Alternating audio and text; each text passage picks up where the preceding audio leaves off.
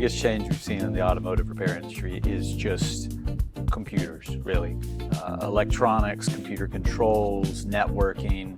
The days of old where it was all mechanical or centrifugal or vacuum style.